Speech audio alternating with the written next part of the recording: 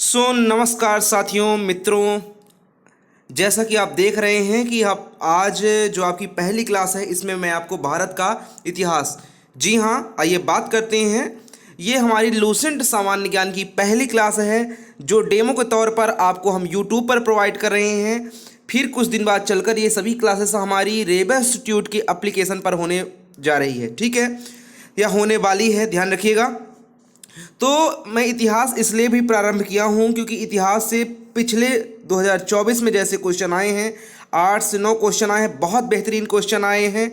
यहाँ तक कि उपनयन संस्कार में पढ़ा जाने वाला मंत्र भी पूछा गया था कि क्षत्रियों के लिए कौन सा मंत्र पढ़ा जाता है, क्योंकि इस बार आपका जो प्रीलिम्स की यूनिट है उसमें सीधा सा लिखा है प्राचीन भारतवर्ष ज्ञान परंपरा, वेद पुराण अरण्यक उपनिषद ये सभी मिलाकर हैं। इसलिए सीधी सी बात है कि जो पहला टॉपिक है उसी को हम प्रारंभ करने जा रहे हैं और वो है आपका भारत का इतिहास। तो आइए समय को बिल्कुल गवाए हुए सीधे पॉइंट टू पॉइंट बात करते हैं कि लूसेंट को किस प्रकार से पढ़ना चाहिए। तो जैसे देखिए, भारत का इतिहास आपका प्रारंभ है। अगर भारत के बारे में बात करें तो सीधा सा लिखा है कि उत्तर में हिमालय से लेकर दक्षिण में समुद्र तक फैला यह उपमहाद्वीप भारतवर्ष के नाम से जाना जाता है। दोस्तों, एक टर्म होता है महाद्वीप और एक टर्म होता है उपमहाद्वीप। तो देखिए, वह स्थल भाग जो समुद्र से चारों तरफ से घिरा हुआ है वह हमारा क्या है, महाद्वीप है। लेकिन जो भाग तीन तरफ से समुद्र से घिरा हुआ है वह क्या है, उपमहाद्वीप। तो हमारा भारत तीन प्रकार से जल से घिरा हुआ है, आपको ध्यान है, अरब सागर, बे ऑफ बंगाल और हिंद महासागर, इंडियन ओशन। किस प्रकार से हमारा भारत देश तीन प्रकार से जल से घिरा हुआ है, इसलिए हम इस संरचना को उपमहाद्वीप का नाम देते हैं, ठीक है। तो उपमहाद्वीप को भारतवर्ष के नाम से जाना जाता है। फिर आगे ध्यान रखिएगा, जिसे महाकाव्य तथा पुराणों में भारतवर्ष अर्थात भारत का देश तथा यहाँ के निवासियों को भारतीय अर्थात भारत की संतान कहा गया। बिल्कुल क्वेश्चन आएगा कि पुराणों में भारत को किस एक नाम से जाना जाता है। तो ध्यान रखिएगा कि पुराणों में या महाकाव्य में भारत को भारतवर्ष के नाम से जाना जाता है। अगर हम भारत के मैं और कुछ नामों की बात करूं दोस्तों तो ध्यान रखिएगा कि जैसे भारत को ईरानियों ने, जो ईरानी आए थे सिंधु के किनारे रहते थे और सिंधु का सा का प्रोनाउंसिएशन वो हा करते थे, सिंधु को हिंदू बोलते थे। बाद में चलकर सिंधुस्तान की जगह भारत देश का नाम क्या पड़ गया, भारत देश का नाम पड़ गया हिंदुस्तान। तो ईरानियों ने भारत को किस नाम से बोला है, ईरानियों ने भारत को हिंदुस्तान कहा है। जबकि भारत देश को हमारे आर्यवर्त है ना, आर्यवर्त कहा जाता है, जम्बू द्वीप कहा जाता है, आर्यों की निवास स्थली कहा जाता है, ध्यान रखिएगा। और एक क्वेश्चन और आप नोट डाउन कर सकते हैं कि भारत देश को चीनी यात्रियों ने किस नाम से पुकारा है। तो भारत देश को चीनी यात्रियों ने तियानजू के नाम से पुकारा है। किस नाम से, भारत देश को चीनी यात्रियों ने तियानजू के नाम से पुकारा है। मैं वो सभी क्वेश्चन आपको करेक्ट कराते हुए चलूंगा जो लूसेंट में भी नहीं है। ध्यान रखिएगा, जो लूसेंट में है वो तो आप करेंगे ही करेंगे, लेकिन जो लूसेंट में नहीं है वो चीज़ें भी मैं आपकी कंप्लीट कराता हुआ चलूंगा। इसलिए आपको किसी भी नोट्स की पढ़ने की आवश्यकता नहीं है। पहले आप इस लूसेंट महासंग्राम को पूरा करें, इस हमारे 72 दिनों की सीरीज को कंप्लीट करें, उसके बाद ही आप अन्य पुस्तकों को पढ़ें। यकीन मानिए एमपीपीएससी प्रीलिम्स इस बार आपको सभी क्वेश्चन बनेंगे इस बार आपसे। चलिए आगे बढ़ते हैं। तो आगे लिखा है कि यूनानियों ने भारत को इंडिया तथा मध्यकालीन मुस्लिम इतिहासकार ने हिंद अथवा हिंदुस्तान के नाम से संबोधित किया है। बिल्कुल क्वेश्चन आ सकता है कि यूनानियों ने भारत को इंडिया तथा मध्यकालीन के मुस्लिम इतिहासकार जो थे उन्होंने हिंद अथवा हिंदुस्तान के नाम से संबोधित किया है। तो ये रहा भारत के बारे में कुछ बातचीत, यानी भारत देश के नामकरण के बारे में कि जो इतना विशाल भारतीय उपमहाद्वीप है उस विशाल भारतीय उपमहाद्वीप को हम किस किस नाम से जानते हैं। आइए आगे बढ़ते हैं कि भारतीय इतिहास को अध्ययन की सुविधा की दृष्टि से हम इसे 3 भागों में बांटते हैं, प्राचीन भारत का इतिहास, मध्यकालीन भारत का इतिहास और आधुनिक भारत का इतिहास, ठीक है। प्राचीन भारत का इतिहास, मध्यकालीन भारत का इतिहास और आधुनिक यानी एंशिएंट, मिडेवल और मॉडर्न हिस्ट्री, ठीक है। तो चलिए प्राचीन भारत के इतिहास के बारे में बात करते हैं, जो आपका पहला टॉपिक है प्राचीन भारत का इतिहास। प्राचीन भारत के इतिहास के बारे में बात करते हैं। देखिएगा कि प्राचीन भारत इतिहास के विषय में जानकारी मुख्यतः हमें 4 स्रोतों से प्राप्त होती है।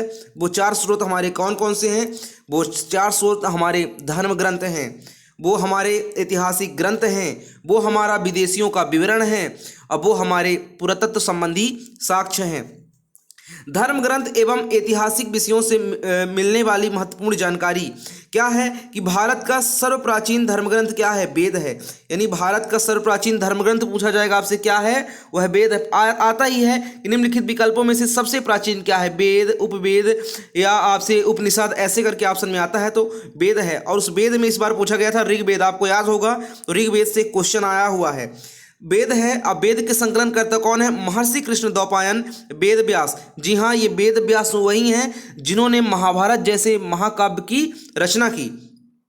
वेद संख्या में 4 होते हैं, ऋग्वेद, यजुर्वेद, सामवेद और अथर्ववेद। वेद से क्वेश्चन आया हुआ है तो वेद संख्या में कितने हैं? वेद संख्या में 4 हैं, ऋग्वेद, सामवेद, यजुर्वेद और अथर्ववेद। तो आइए पहले वेद की बात करते हैं, ऋग्वेद। ऋग्वेद का क्या मतलब होता है? ऋग्वेद का मतलब है कि ऋचाओं के क्रमबद्ध ज्ञान के संग्रह को ऋग्वेद कहा जाता है। क्या कहा जाता है? ऋचाओं के क्रमबद्ध ज्ञान के संग्रह को ही आपका ऋग्वेद कहा जाता है। इसमें 10 मंडल होते हैं, नोट डाउन कर लीजिए। ऋग्वेद में 10 मंडल, 1028 सूक्त एवं 10,462 ऋचाएँ, है ना। आप थोड़ा सा ऋचाएँ में आप अपडेट कर लीजिएगा, 10,528 ऋचाएँ हैं ऋग्वेद में। इस वेद के ऋचाओं को पढ़ने वाले ऋषि को होत्रा के नाम से जाना जाता है। क्या किस नाम जाना जाता है? होत्रा के नाम से जाना जाता है। इस वेद से आर्य की राजनीतिक प्रणाली एवं इतिहास के बारे में जानकारी मिलती है।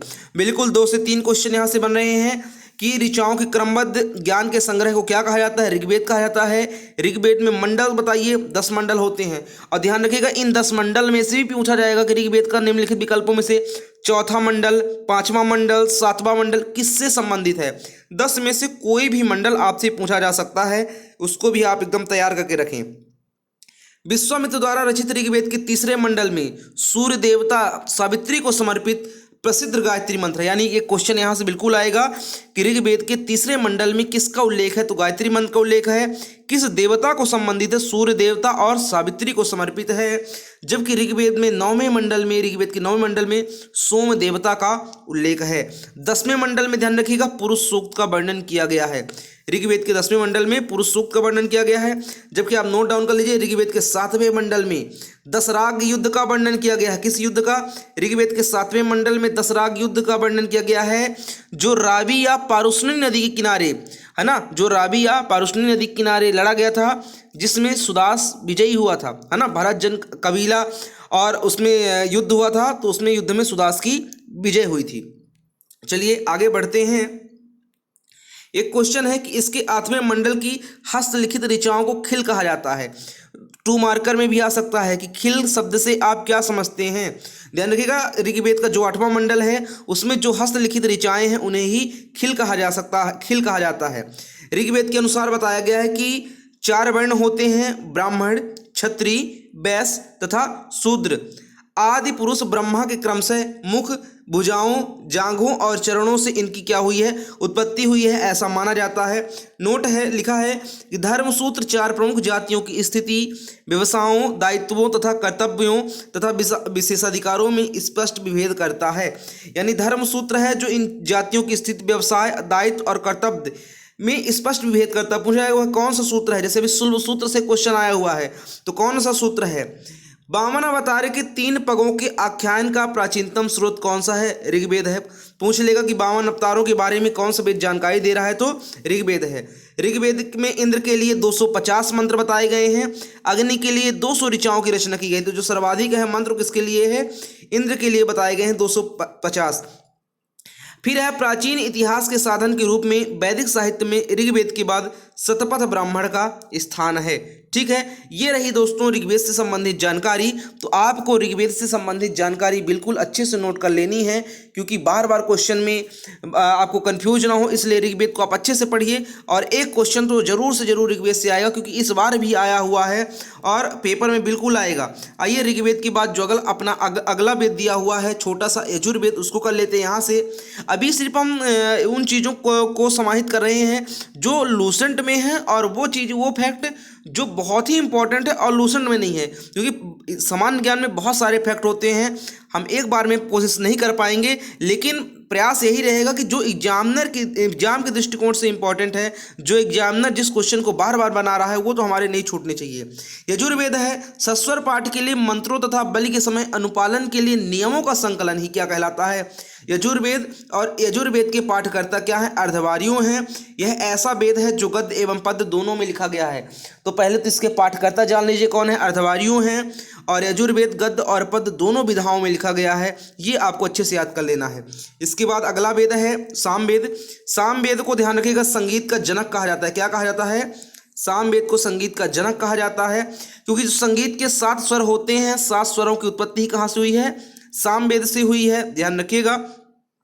और जो इसका पाठकर्ता है उसे उद्गाता कहा जाता है। क्या कहा जाता है? उद्गाता कहा जाता है।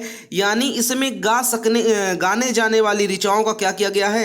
संकलन किया गया है। इसलिए भारतीय संगीत का जनक किस वेद को कहा जाता है? अगर पूछा गया तो आप बढ़िया से बताइएगा कि भारतीय संगीत का जो जनक है वह कहा जाता है सामवेद को। किसे कहा जाता है? भारतीय संगीत का जनक ही अपने सामवेद को कहा जाता है। कोई दिक्कत? चलिए आगे बढ़ते हैं। सामवेद के बाद जो अगला वेद है वह है हमारा अथर्ववेद। अथर्वा ऋषि द्वारा रचित इस वेद में रोग निवारण, तंत्र मंत्र, जादू टोना, साप वशीकरण, आशीर्वाद, स्तुति, प्रायश्चित, औषधि, अनुसंधान, विवाह, प्रेम, राजकर्म, मातृभूमि, महात्म्य आदि विविध विषयों से संबंध, मंत्र तथा सामान्य मनुष्यों के विचारों, विश्वासों, अंधविश्वासों इत्यादि का वर्णन है। यानी अथर्ववेद में जितना कुछ है, भूत प्रेत, जादू टोना, तंत्र मंत्र आदि, इन सब विविध विषयों संबंध मंत्र कहाँ मिलते हैं आपको? अथर्ववेद में मिलते हैं। अथर्ववेद में सभा एवं समिति को प्रजापति की 2 पुत्रियां कहा गया है। विश्वास न हो 2024 का पेपर आप उठा के देख लीजिए, 2023 का उठा लीजिए, और सभा समिति से एक क्वेश्चन जरूर आया हुआ है, आप देख लीजिए। तो सभा समिति को प्रजापति की 2 पुत्रियां कहा गया है, जबकि सभा श्रेष्ठ लोगों की एक समिति हुआ करती थी। ठीक है, वो बताऊंगा आपको। 3 प्रकार की समितियां होती थी, सभा, समिति और विदथ। विदथ जो थी धार्मिक मामलों से संबंधित समिति थी, ध्यान रखिएगा। नोट में लिखा है कि सबसे प्राचीन वेद ऋग्वेद एवं सबसे बाद का वेद कौन सा है? अथर्ववेद। यानी अथर्ववेद सबसे बाद का वेद है। फिर वेदों को समझने के लिए भली भांति 6 वेदांगों की रचना हुई है। वो 6 वेदांग कौन कौन से आपको याद कर लेना है? वो 6 वेदांग हैं शिक्षा, ज्योतिषी, कल्प, व्याकरण, निरुक्त, छंद। शिक्षा, ज्योतिषी, कल्प, व्याकरण, निरुक्त और आपका छंद है। ठीक है। भारतीय ऐतिहासिक कथाओं का सबसे अच्छा क्रमबद्ध विवरण पुराणों में मिलता है, और पुराणों के रचयिता लोमहर्ष तथा इनके पुत्र उग्रश्रवा माने जाते हैं। पुराणों की संख्या 18 बताई गई है, जिसमें केवल 5 मत्स्य पुराण, वायु पुराण, विष्णु पुराण, ब्राह्मण पुराण एवं भगवत पुराण में ही राजाओं की वंशावली पाई जाती है। तो पूछ लेगा निम्नलिखित पुराणों में से कौन सा पुराण किससे संबंधित है, किस वंश के राजाओं से?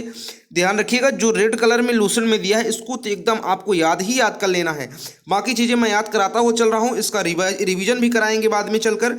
तो आपको भी सिंपल रीडिंग लगाते हुए जाना है। एक बार रीडिंग घर से लगा के रखिए, एक बार जब मैं पढ़ाऊँ तब आप रीड करिए, बढ़िया से चीज़ें आपको याद हो जाएंगी। तो जो विष्णु पुराण का संबंध है तो किससे है? मौर्य वंश से। आप कैसे याद करेंगे कि जो भगवान विष्णु हैं वो आप देखे होंगे कि जो मयूर पंख होता है आप देखे होंगे, तो किस प्रकार वो बंसी और मयूर पंख लिए रहते हैं, दिखाई देते हैं आपको, वह छवि आप याद करिए। तो विष्णु पुराण का संबंध है मौर्य वंश से। जो आपका मत्स्य पुराण है उस मत्स्य पुराण का संबंध है आंध्र सातवाहन वंश से, और जो आपको वायु पुराण है वह है गुप्त वंश से। ध्यान रखिएगा, जो गुप्त वंश है उसका संबंध है वायु पुराण से। आगे बढ़ते हैं, ये आपको 3 याद कर लेना है। पुराणों में जो सबसे प्राचीन पुराण है वो है आपका मत्स्य पुराण। कौन सा पुराण है सबसे प्राचीन पुराण? मत्स्य पुराण। अधिकतर पुराण सरल संस्कृत श्लोक में लिखे गए हैं। स्त्रियां तथा शूद्र जिन्हें वेद पढ़ने की अनुमति नहीं थी वे भी पुराण सुन सकते थे। पुराणों का पाठ पुजारी मंदिरों में किया करते थे। ठीक है, पुराणों का पाठ पुजारी कहाँ करते थे? मंदिरों में किया करते थे। स्मृत ग्रंथों में सबसे प्राचीन एवं प्रमाणिक मनुस्मृति है, और यह शुंग काल का मानक ग्रंथ है। मनुस्मृति सबसे प्राचीन स्मृति है, शुंग काल का मानक ग्रंथ है। नारद स्मृति में गुप्त युग के विषयों की जानकारी प्रदान, जो आपका नारद स्मृति है वह आपको गुप्त काल की जानकारी प्रदान करता है। क्या करता है? गुप्त काल की जानकारी प्रदान करता है, ध्यान रखिएगा। नारद स्मृति गुप्त काल की जानकारी आपको दे रहा है। आगे बढ़ते हैं। जातक में बुद्ध की पुनर्जन्म की कहानी का वर्णन, यानी जो जातक ग्रंथ है उसमें किसका वर्णन है? बुद्ध के पुनर्जन्म की कहानी का वर्णन है। किस ग्रंथ में? जातक ग्रंथ में। आप यहाँ से याद कर लीजिएगा कि जातक ग्रंथ में बुद्ध के पुनर्जन्म की कहानी का क्या है? वर्णन है, तो ये आपको याद हो जाएगा। आगे बढ़ते हैं। हीनयान का प्रमुख ग्रंथ है कथावस्तु। हीनयान का प्रमुख ग्रंथ है कथावस्तु, जिसमें महात्मा बुद्ध का जीवन चरित्र अनेक कथानकों के साथ वर्णित है। तो ये हो गया जातक ग्रंथ, गौतम बुद्ध की पुनर्जन्म की कहानी से वर्णित है, आप याद कर लीजिएगा। आगे बढ़ते हैं। जैन साहित्य। जैन साहित्य को आगम कहा जाता है। क्या कहा जाता है? जैन साहित्य का एक नाम और मिलता है, जैन साहित्य को आगम कहा जाता है ना। जैन ग्रंथ के बारे में जब पढ़ाएंगे तो आपको बढ़िया से बताएंगे किस प्रकार महावीर स्वामी इस ग्रंथ के न प्रवर्तक कहे जाते हैं। जैन ग्रंथ का प्रारंभिक इतिहास कल्पसूत्र से ज्ञात होता है, यानी जैन ग्रंथ का प्रारंभिक सूत्र इतिहास किससे ज्ञात होता है? कल्पसूत्र से। जैन ग्रंथ भगवती सूत्र में महावीर के जीवन कृतियों तथा अन्य समकालिकों के साथ उनके संबंधों का विवरण मिलता है। यानी जो जैन ग्रंथ का भगवती महासूत्र है, भगवती महासूत्र है, वह महावीर के जीवन कृतियों के बारे में बता रहा है। ध्यान रखिएगा, भगवती महासूत्र वैसे भी बहुत इंपॉर्टेंट है। अभी आगे चलकर बताएंगे कि भगवती महासूत्र आपको क्यों पढ़ना है, भगवती महासूत्र क्यों इंपॉर्टेंट है, क्योंकि वह 16 महाजनपदों के बारे में आपको बताएगा। ध्यान रखिएगा, जो जैन ग्रंथ का भगवती महासूत्र है वह आपको 16 महाजनपदों के बारे में बताएगा।